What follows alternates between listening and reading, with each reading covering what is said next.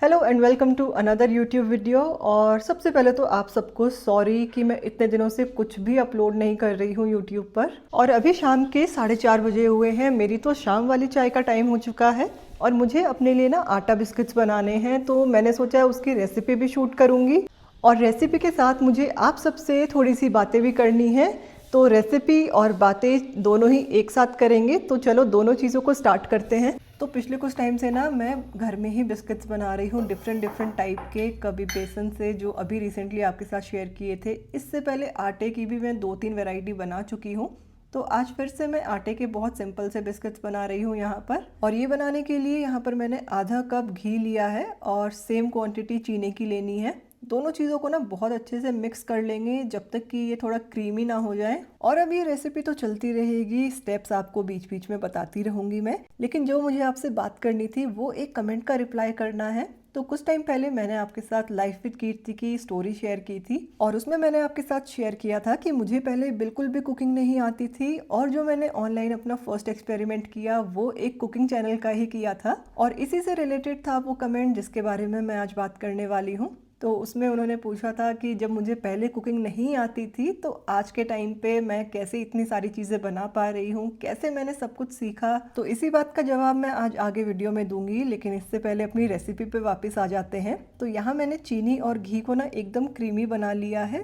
अब इसमें मैं ऐड कर रही हूँ यहाँ पे डेसिकेटेड कोकोनट और हाफ कप मैं इसको लूँगी यहाँ पर। और इसी के साथ में 1 कप गेहूं का आटा लेना है हमें और साथ में थोड़ा सा इलायची पाउडर लेंगे और half tea spoon baking powder और 1 चुटकी नमक इसमें ऐड करेंगे। और बस फिर हल्के हाथों से मिक्स करते हुए इसका एक डो बनाकर हम तैयार कर लेंगे। और अगर आपको लगता है कि डो ज़्यादा हार्ड हो गया है आपका, तो आप उसमें 1-2 चम्मच दूध ऐड कर लेना। और जैसे ही डो रेडी हो जाएगा उसको लगभग 15 मिनट के लिए फिर फ्रिज में रख देना और बाद में आप अपने बिस्किट्स की शेप देकर उसको बेक कर सकते हैं। तो अब यहाँ जब तक हमारा डो तैयार होता है तब तक वापस आ जाते हैं अपने उसी कमेंट के रिप्लाई पर जो मैं आपको दे रही थी वीडियो में। तो मुझे स्टार्टिंग में ना बेसिक सी बस 1-2 चीज़ें ही बनानी आती थी और वो भी कोई इतनी खास नहीं, सिर्फ नॉर्मल काम चलाने लायक चीज़ें आती थी बनानी। लेकिन मुझे वीडियोस देखना काफ़ी पसंद था कुकिंग की, तो मैंने ऐसे ही सोचा कि चलो यार कोई नई चीज़ बना करके देखती हूँ मैं भी इन वीडियोज़ को देख कर। क्योंकि वीडियो में तो सब कुछ ही इतना आसान लगता है कि जैसे जैसे वो दिखा रहे हैं वैसे ही चीज़ें एकदम बन जाएंगी। और वो टाइम तो वैसे भी कोविड टाइम था तो सब घर में ही थे, तो घर में ना फुल एक्सपेरिमेंट्स हुए हैं रेसिपीज़ के।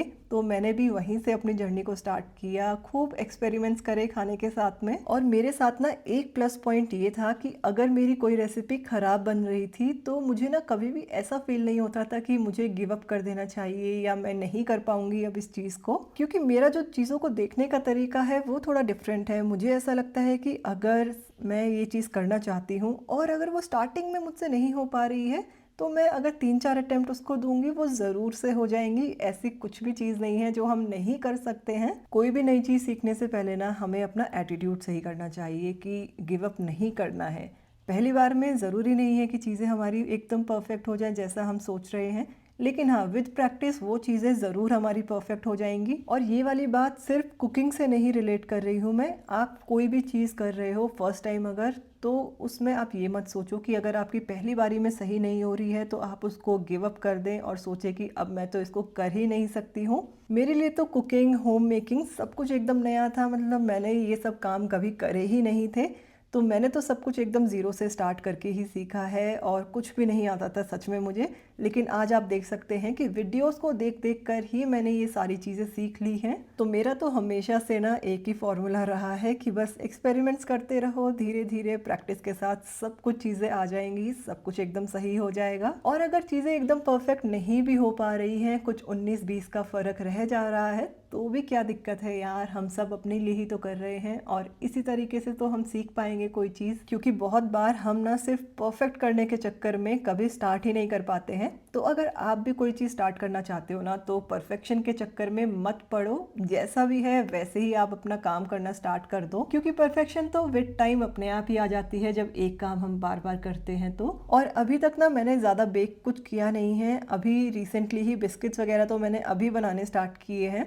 तो ये वाले देखो, जैसे मैंने अभी शेप दी है वैसे आप दे सकते हैं या फिर राउंड शेप देके भी इनको रख सकते हैं। और अब नॉर्मली मैंने जो वीडियोस देखकर सीखा है ना, उन सब में दिखाया गया था कि बिस्किट्स के बीच में गैप होना चाहिए। लेकिन एक बार क्या हुआ, मैं बेक कर रही थी और मैंने बिना गैप के ऐसे ही बेक करने रख दिया और वो परफेक्टली बन गए थे। तो मेरे कहने का बस यही मतलब है कि जब हम करने लगते हैं कोई चीज़ तो हमें बहुत सारी चीज़ें ऐसे ही आ जाती हैं। अब आज वाले बैच में मैंने एक गड़बड़ कर दी कि एक साइड से थोड़ा पतला रोल हो गया, तो वो जो पतले वाला पोर्शन था ना वो जल्दी बेक हो गया और ये थोड़ा सा ओवर बेक हो गया, हल्का सा ना ज़्यादा ब्राउन हो गया था। बाकी जो थे वो सब एकदम परफेक्टली गोल्डन ब्राउन हुए और एकदम क्रिस्पी ये बिस्किट्स बने थे। तो जो परफेक्टली गोल्डन ब्राउन हुए हैं वो तो इस तरह से दिख रहे हैं, बट अभी आपको दिखाती हूँ जो ओवर बेक हो गए हैं वो पीछे से किस टाइप से दिख रहे हैं। और इस टाइप की मिस्टेक्स तो काफ़ी कॉमन रहती हैं अगर हम कोई चीज़ नहीं सीख रहे हैं, या फिर ऐसी गलतियां घर में होती रहती हैं, मुझे तो यही लगता है। और ये सारी मिस्टेक्स काफ़ी कॉमन है और ऐसे एक्सपेरिमेंट्स हमें हमेशा करते रहना चाहिए। बिल्कुल भी डरना नहीं है कि पहली बार जब बनाया था तो वो गलत बन गया, अब सेकेंड टाइम बन पाएगा या नहीं। और एक चीज़ को हमेशा ध्यान रखना कि सोशल मीडिया की जो परफेक्ट वीडियोज़ आती हैं ना उनको देख के तो बिल्कुल भी डिमोटिवेट नहीं होना है। तो इन शॉर्ट अगर मैं आपको बताऊं तो मैं तो सिर्फ प्योर एक्सपेरिमेंट्स करके ये सारी चीज़ सीखी हूँ और कुछ भी नहीं। मैं बस एक्सपेरिमेंट्स करती रही बिना डरे कि मेरी चीज़ें अच्छी बनेंगी या बेकार। और ये देखो, बातें करते करते बिस्किट भी बन गए और चाय भी ऑलमोस्ट तैयार है। और किसी ने मुझसे पूछा था कि मैं चाय में क्या मीठा डालती हूँ, तो मैं तो जैगरी पाउडर का यूज़ करती हूँ अपनी चाय में। और अगर आप भी अपनी चाय में गुड़ या ये जैगरी पाउडर ऐड करना चाहते हो तो हमेशा एकदम लास्ट में इसको ऐड करना। अगर आप स्टार्टिंग में ही ऐड करोगे तो आपकी चाय फट जाएगी, खराब हो जाएगी। और बस फिर यहाँ पर चाय भी बनके हो चुकी है मेरी तैयार, और साथ में ये बिस्किट्स भी कम्प्लीटली ठंडे हो गए थे, तो एकदम क्रिस्पी वाले बिस्किट्स भी बनके रेडी है यहाँ पर। और जब से मैंने घर में बिस्किट बनाने स्टार्ट किए हैं ना, मेरा तो मार्केट वाले बिस्किट खाने का मन ही नहीं करता है। एक तो ये इतनी आसानी के साथ बन जाते हैं और कोई बहुत ज़्यादा टाइम भी नहीं लगता इनको बनाने में। तो बस फिर यहाँ अपनी चाय बिस्किट को किया मैंने एंजॉय, थोड़ी देर बाहर वॉक करी। और अब आने वाली वीडियोस में मैं कोशिश करूँगी और बिस्किट्स की रेसिपी आपके साथ शेयर करने की। और आप ये मत सोचो कि यहाँ पर कुछ परफेक्ट चीज़ें आपको देखने को मिलेंगी। अगर मैं किसी चीज़ में फेल हो रही हूँ वो भी आपके साथ ज़रूर शेयर किया जाएगा यहाँ पर, क्योंकि मेरा मोटिव कोई एस्थेटिक पेज बनाने का नहीं है। ये एक रियल लाइफ पेज है, जो रियलिटी है मेरी लाइफ की वही मैं यहाँ पर दिखाती हूँ। कुछ भी इसमें मैं ऐसे स्क्रिप्टेड नहीं है, जो रियल है वही आपको दिखाया जाता है। एंड आई होप आपको मेरी ये वीडियोस पसंद आती होंगी। अगर आती हैं तो वीडियो को लाइक ज़रूर करें। और देखो, ये बेसन वाले बिस्किट्स मैंने अभी 2 दिन पहले बनाए थे, ये तो मेरे खत्म भी होने वाले हैं, इतने ज़्यादा टेस्टी ये बने थे। और ऐसे ही और वीडियो के लिए आप मेरे चैनल को सब्सक्राइब कर सकते हैं। और अब मिलेंगे आपसे नेक्स्ट वीडियो में।